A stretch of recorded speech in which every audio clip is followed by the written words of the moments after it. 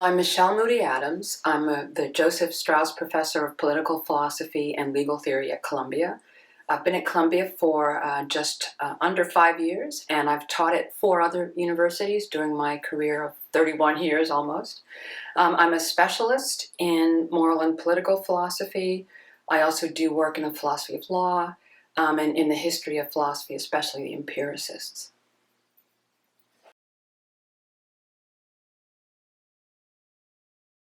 I define feminist theory first by saying what I think feminism is.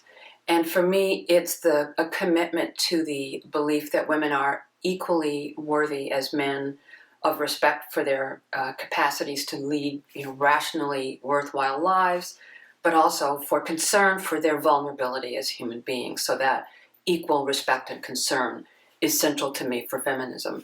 And feminist theory is really a way of talking about how to help realize equality, what things need to change in order for equality to exist, what people need to do individually and how they should reshape their institutions, and what failures we might have experienced in the history of sort of particularly philosophical thought that have made it hard to understand how to articulate and defend women's equality.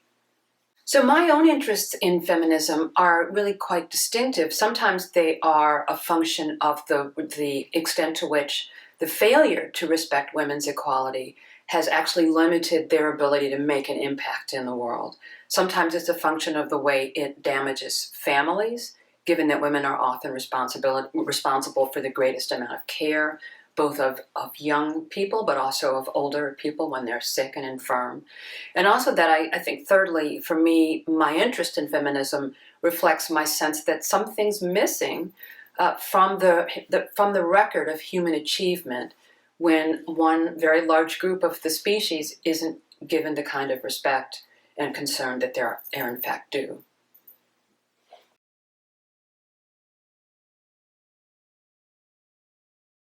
Well, I will say that I find myself managing to bring lots of the interests together, in part because as a political philosopher, I'm already interested in institutions and in how people are affected by institutions and in how oppression and discrimination can be prolonged unless we think about how to reform institutions. I also think about to use a common word now, the intersection of worries about racial oppression and racial discrimination with concern for the oppression and discrimination against women. And so some of my writings and some of the work that I've done reflect that sense of the intersection of the problems and the ways in which certain kinds of ways of talking about women's equality may ignore the challenges, for instance, for women of color who may be affected by various kinds of discriminations, and it influences their lives in ways that don't look like the influence it has on women who are not in underrepresented groups.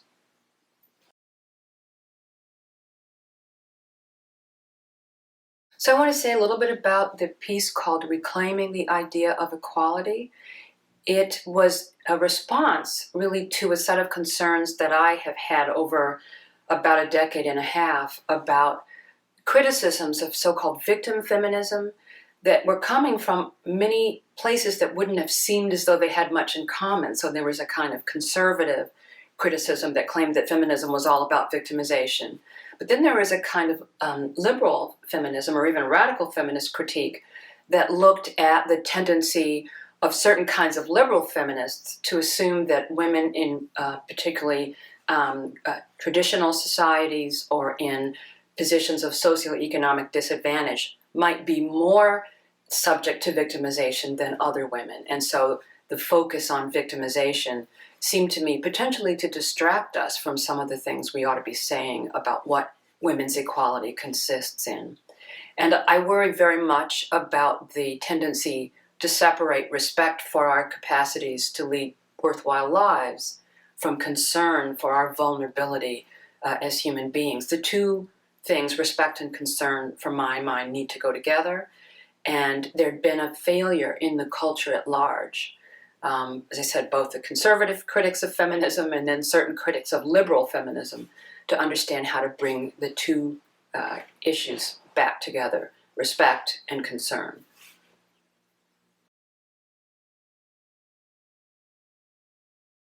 Well, the conflict that has sometimes ensued between liberalism and certain forms of feminism is partly a function of what capacities the theory in question is focusing on and what kinds of wrongs it claims to need to right in the world.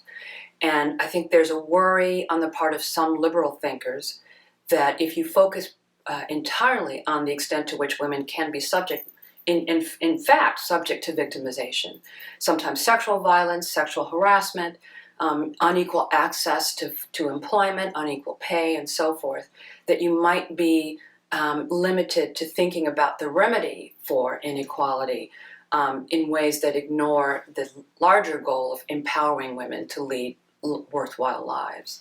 And so I don't want to deny that victimization happens, that in fact it does happen, I think, in some ways more frequently to women than to men. But I want to challenge the idea that we ought to define women as fundamentally subject to victimization and think of the response to inequality as needing to focus on that, whether it's focusing on that primarily in social policy, in the way we structure employment, in the kinds of redress we make available to people for grievances they suffer. If we only focus on their liability to victimization, we may be both limiting the possibility of empowering them, but also a kind of essentialism creeps in, where we end up then reinvigorating a stereotype of women as weak and fragile that in the end will not be politically the most constructive result. So that's one of the things that I'm really worried about by the way of the conflict.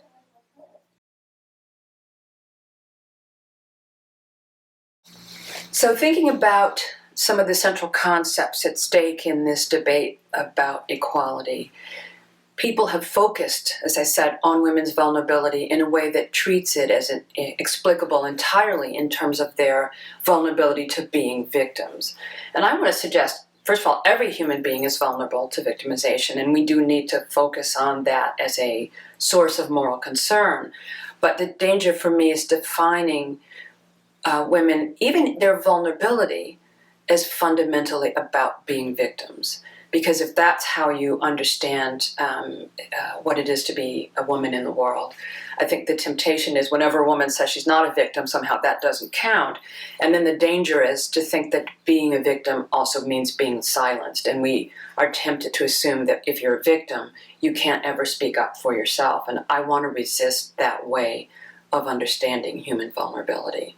Don't want to deny that women are in fact victims, though. I mean, it's fairly clear as we think about problems, for instance, of sexual assault on campus or sexual harassment in the workplace. And even in 2014, we notice how it's still very much a problem that afflicts women in the workplace.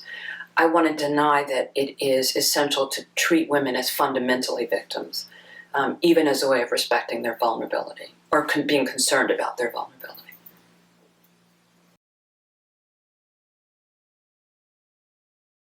So thinking about rational agency and culture is a complex process in this context. I don't want to suggest that somehow women are just rational agents. I never wanted to make that claim.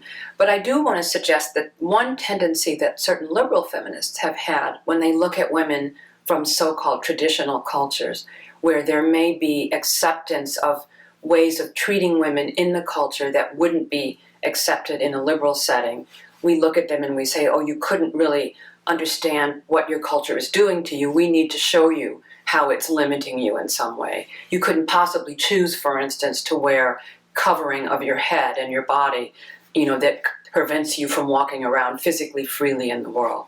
Or you couldn't somehow be a rational agent if you were willing to accept a religious conception that required you to sit on a different side of a room from men. And I'm not ready myself to say those are ways of leading a life that I would sign on to, but I want to leave room for the idea that the way to treat women in such cultures with respect is to engage them in a conversation about what it means for them to lead their lives that way. Doesn't mean we have to stop being critical. if we in fact think that there's some traditional practice that's limiting women in a way that even the women themselves don't see. But I think it fails to show the proper concern for the agency of the other if we always walk into a conversation with the other thinking that the Western way, in particular, is always the better way. And I don't want to give up the importance of engaging women in a debate, but I think we have a duty as feminists to look at the choices that other women may be making as in fact choices when they are. And if they look not to be choices, trying to encourage them to consider whether or not they are or aren't. But it's the effort to engage women even when they are the other in some sense in a conversation that respects their ability to critically reflect on their cultures and to think about whether they want to prolong them or whether they might want to revise them in line with some new way of doing things.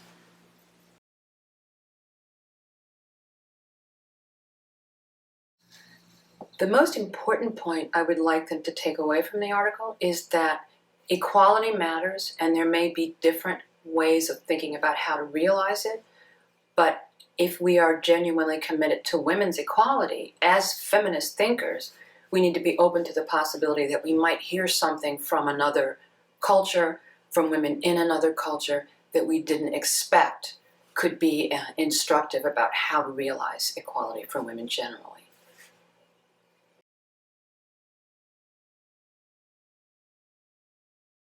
So my advice to the next generation of feminist scholars in philosophy, feminist scholars generally, is to understand that even if the problems haven't changed, some of the vocabulary in which you might need to articulate the problems and think about solutions has changed. And if you want to convince people, you have to start where they are. And you have to start with the sense that some people will say, well, haven't we actually solved those problems already? And you know that we haven't. But they are thinking about the social organization that they encounter in a way that makes it appear that we've solved the problems when we haven't. And I think, it's time to think about new ways of arguing and new ways of being sensitive to the resistance to the claim that feminism still has a role to play. So as I think about the advice I want to give to Black women who want to do feminist work in philosophy, I think they need to be ready to accept that in addition to new ways of framing arguments being crucial, that they need to be attentive to the ways in which challenges that surround racial discrimination, racial oppression, intersect with oppression of women in unexpected ways and in unexpected places. And I don't think it's as easy as just saying that there's a kind of doubling of the problem or intensification. That's another way of talking. But it's complicated. It will also be complicated by class. And we should assume that in addition to talking in new ways and new kinds of language about the problem, that we need to be aware of the intersection and the ways in which there is both an intensification but also a difference in the kinds of inequality that the women of color will face.